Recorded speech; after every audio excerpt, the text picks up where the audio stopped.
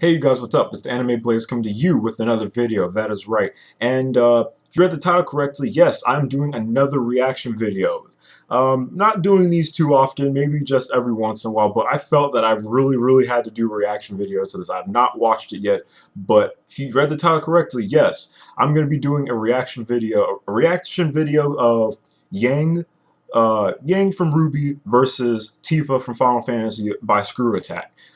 These guys have a pretty notorious track record of character death battles, like Goku versus Superman, and I think Goku losing, or just a long track record in general of most of the time anime characters losing, or whomever, something along those lines. And they constantly get a lot of flack from people who say, they should have won this, that, and the other. And some battles seem rigged to a lot of people, and whatever. I'm not exactly here for that, I'm here because I want to see this death battle. And I've been waiting for it, and Ruby is right around the corner. It's going to be playing this Saturday, Season 3, and I'm really looking forward to this. But yeah, it's crazy. Now, my predictions before I even start the actual video, my predictions for who I think will win is, well, I'm not sure.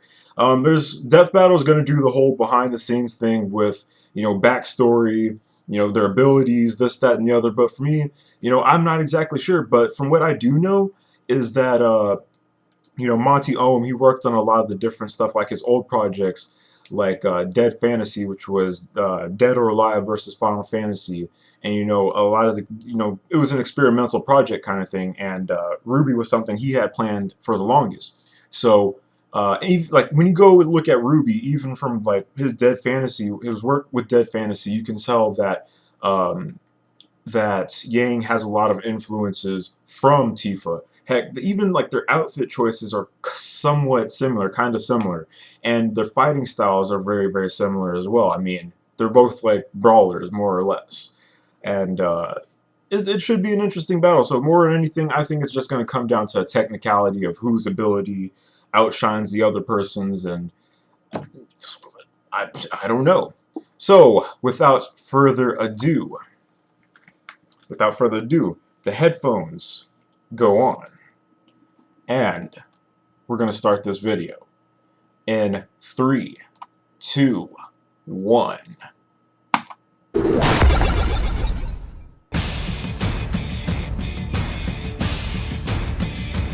Go full screen. Punching, the most useful language in the world when words fail, and these two lovely ladies are fluent in it. Yang Zhao Long, the adventurous huntress from Ruby. Yeah. And Tifa Lockhart, the Final Fantasy heavy hitter with enormous power. He's Wiz and I'm Boomstick. And it's our job to analyze their weapons, armor, and skills to find out who would win a death battle. Yes. Backstory. The world of Remnant is, well, crazy. Vicious creatures called Grim run wild, entire cities have gone to waste, and every single weapon is also a gun. Even nunchucks.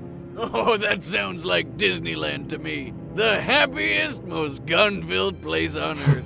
Luckily, the world is protected by the Huntsmen and Huntresses, an elite group of expertly trained warriors. And where else would you get the training to kill bloodthirsty monsters than from high school? Oh, I can't believe my baby sister's going to Beacon with me. This is the best day ever! Happy-go-lucky. Stop. After losing her mother to mysterious circumstances and being trained all her life by her hero legend of an uncle, Yang Zhao Long was accepted into Beacon Academy. It's kind of like Hogwarts, except replace wands and books with swords, sniper rifles, and giant transforming scythes. Man, this place just keeps getting better and better. Seriously, I know where I'm gonna retire now. A natural fighter and thrill seeker at heart, Yang fit right in and soon found herself a member of the color-coordinated team, Ruby. Yeah. Led by her younger sister, Ruby. Because that's not confusing at all. I'm talking about kicking off the semester with a bang. I always kick my semesters off with the yang. Eh? Guys? I love bad puns. Am I right? Anyway, Yang's time at Beacon was well spent, and she became the master of punching all the things. I'm so hyped. See, while Yang's fellow teammates wield a scythe, a couple swords, some big guns, Yang's style of combat takes a more direct approach. Yeah, she does, with her shotgun gauntlets. Her 2 golden bracelets aren't just stylish, they extend to form a weapon called the Ember Celica. With just a punch, the Ember Celica fires off a flash of kinetic energy, blasting a foe with an explosion of force and a beautiful sound. I'm so hungry! To top it off, these concussive blasts can fly several hundred feet. Yang is one of the few people I know who can punch a bird out of the sky. That's what you get for crapping on my car. In addition, like most huntresses, Yang can manifest her soul as an aura. Aura can be used to block deadly attacks and heal minor wounds, and Yang's is no different. But my favorite way she uses her aura is when she goes Super Saiyan. Many hunters and huntresses possess a semblance, a special power unique to them that makes Beacon Academy look a little more like the Xavier School for Gifted Youngsters. Kind of. Yang's semblance absorbs damage from hits she takes, adding them to her own physical power. After taking just 2 attacks from a mech suit, she was strong enough to shatter the whole thing in one go. Unfortunately, her battle. semblance does not increase her aura's defense, so she feels the full force of everything that hits her aura, and can only absorb power so long as she remains conscious. Luckily, she's pretty tough. Yang survived a punch that easily smashed her through a concrete pillar. You know, the ones designed to hold up entire bridges? And during a food fight, remember this is high school, Yang was knocked up into the air and did not come back down for about 100 seconds. True. More than enough time to reach terminal velocity. This means upon landing, she took an impact of nearly 50 tons of force. Science. And stood right back up like it was nothing. Ah, what a waste of good food. Despite this, Yang can only take so much. Her aura has a limit, as does her short temper. I don't think I've seen her Pushing at both one of these too far leaves her extremely vulnerable. Like when this ice cream lady knocked her out because Yang had been fighting monsters all day with no sleep. It's also worth noting Yang is less adaptable when fighting against foes specializing in kicks. Still, she's confident she's one of the best in her class and dedicated to graduating Huntress School so she can travel the world fighting everyone just for the thrill of it.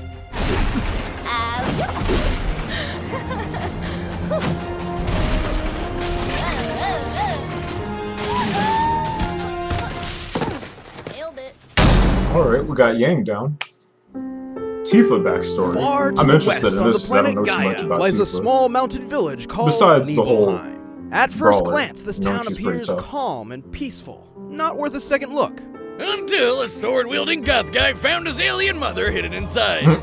He's celebrated with fireworks. After losing her parents and watching the madman Sephiroth burn her hometown to ashes, Tifa Lockhart joined Avalanche, a group dedicated to protecting the planet from ecological harm and meteors. Speaking of meteors, check out the size of the... Thumbstick! What? I was talking about the meteor. Sure you were. Yeah. Anyway, Sure. Tifa was thrust into the Kinda hard to stereotypical miss. gender role of housekeeper by maintaining the hidden Avalanche home base 7th Heaven. But it wasn't all bad because it also doubled as a bar. And she doubled as a bouncer. Now, I've been thrown out of my fair share of bars for totally illegitimate reasons, but not even I would urinate on the 7th Heaven jukebox with Tifa on guard. Smart choice, since she is a master of Advent close quarters children. combat. Tifa is a feint brawler, adept at surprising foes with quick, powerful strikes. And as she traveled with her Dissidia. friend Cloud to save the planet, she learned 7 legendary techniques, the limit breaks. Accessing her inner gambler, Tifa's limit breaks include rapid-fire punches, explosive throwdowns, and summoning dolphins who uppercut people? Well, that's just awesome! Oh, I remember Final Heaven. And if she manages to throw all of them in order, she charges the last of her limit energy into one final titanic punch. The Final Heaven! Fuck you, squirrel! Tifa is ready to throw Putting the down at gloves a on. moment's notice, and even wears leather gloves everywhere she goes just in case a fight comes her way. And if she decides to get really serious, Miss Lockhart busts out her 2 round, beautiful ultimate weapons. Don't you dare! The Premium Heart. Oh. Well, the premium heart increases Tifa's striking power immensely. Yeah, and I remember continues this to do from so over Dissidia. time as she builds limit energy. However, they lose this increase after Tifa uses her limit breaks and need time to charge back up. Oh, that sounds like it could be a problem. Oh, if she didn't also have magic! In Final Fantasy VII, there's a wide variety of magical ability granting gems called materia. Any person can wield any materia, and it's up to the game's actual player to decide who gets what, giving Tifa no standard materia setup. However, thanks to the Dissidia Fighting series, we know Tifa prefers to carry fire and ice materia into battle. These fire and ice materia let Tifa conjure and wield fire and ice. Combine that with her freakish superhuman strength, and she's like an unstoppable powerhouse. Well, her immense power does come at a price. Her skills in speed and defense are somewhat lacking, making her something of a glass cannon. But to help make up for this, Tifa wears 2 armor pieces. She wears a ribbon on her arm in memory of her late friend Aerith. Come on, man.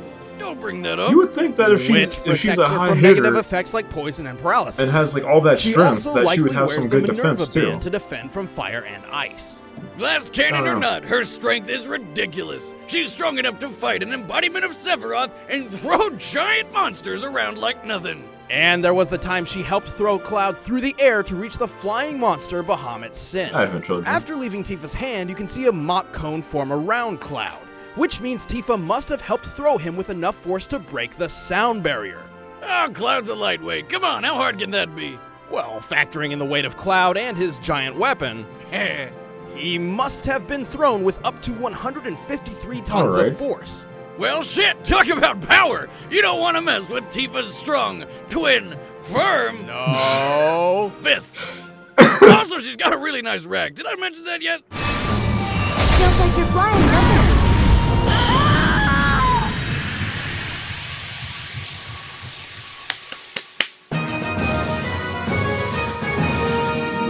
Alright.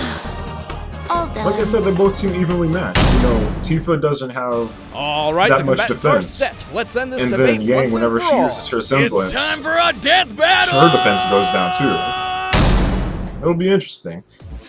Alright, let's get this started. I'm so hyped.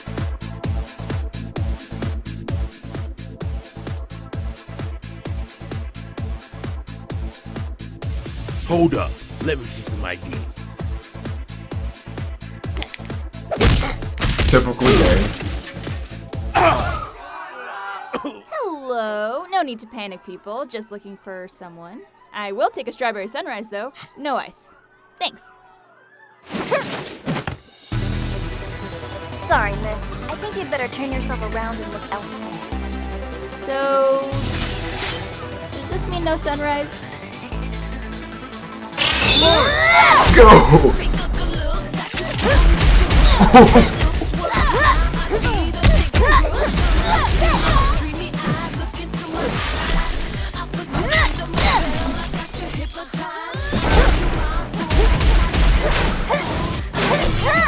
Having fun? I sure am. Don't mock me! Evenly matched, okay.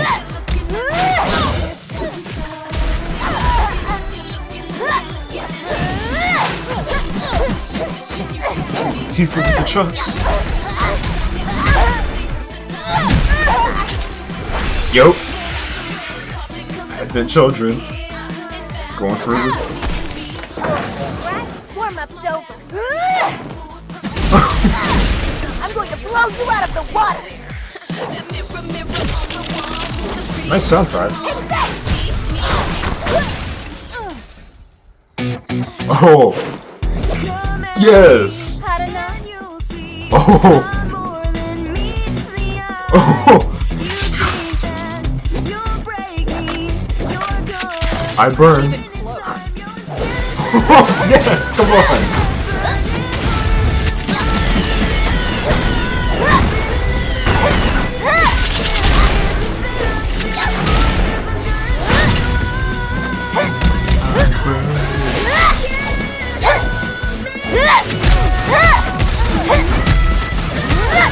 You're going down. Uh-oh. Wait for it.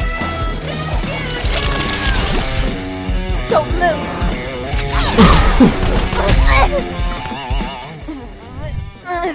All right. Uh-oh. Let's see if you can keep up with this.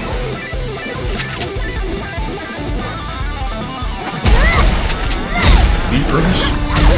Okay. Meteor Drop? Oh!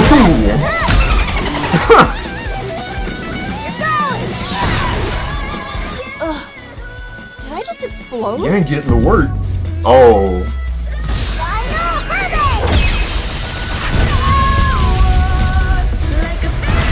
Oh!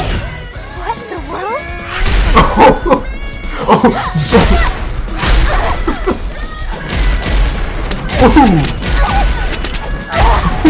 Like that?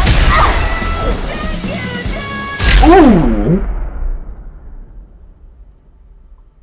Nailed it. Damn.